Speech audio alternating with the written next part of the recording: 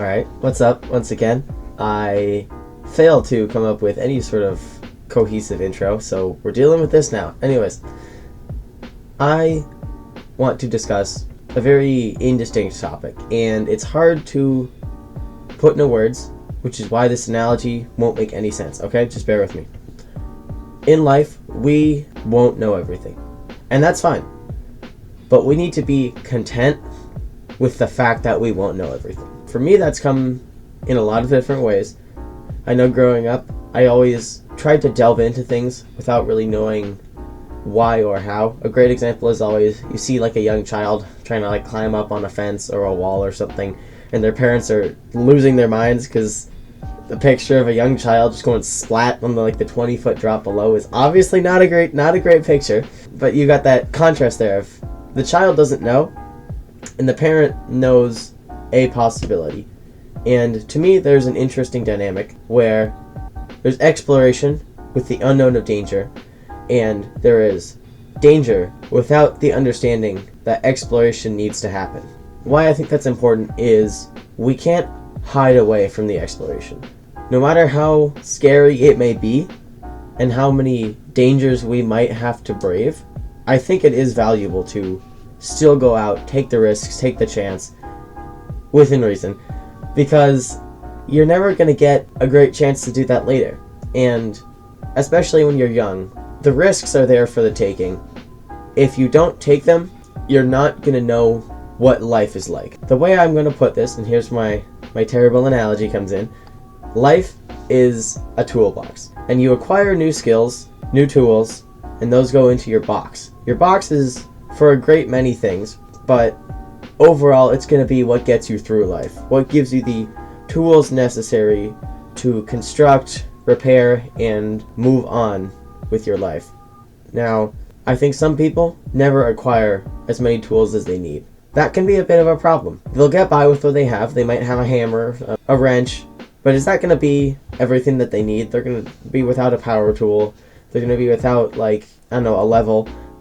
Analogy's breaking down here, but you see what I'm saying. There's some stuff missing there that it's going to come up really crucially later in life. And if you never had to go through an opportunity where you needed that and had the chance to acquire it, you are without it. And that's kind of a big deal. Now, on the flip side, I see a few people who are very, very successful, even from, age I'm at. They almost suffer from an opposite problem. They expose themselves to many, many tools, go through all the experiences, but I don't know if they're picking up really any of the tools they see, because they think that what they have is already enough. They don't know the need of acquiring and gaining more tools, because for them, say they have a multi-tool, does seemingly all the things, it's perfect, except for all the things it doesn't. And they don't know what they're missing out on, because they think they have it all. That's a bit harsh sounding, but how I want to phrase that is mostly in a way where we always need to be looking for the tools that can go in our toolbox. We should go through the experiences to find new tools. Once we do that, we should make sure we take those new tools and really pay attention to what we have. And we should really be mindful of then what we have in our toolbox. I would say, on the basic note, there's probably a few things that are good to have in there. I think empathy is always a huge one. I think communication skills in a variety of ways, absolutely phenomenal. They'll get you far anywhere, really. I think critical thinking and kind of reflective thought is always going to be great, just because that's going to get you through nebulous situations and allow you to seek out better things. I could probably go on and on here, loyalty, commitment, honesty. You can go a great many things, a great many human traits, and a few more specific skills.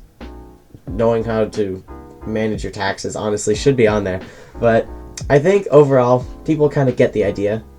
They just overlook if they really have them or not.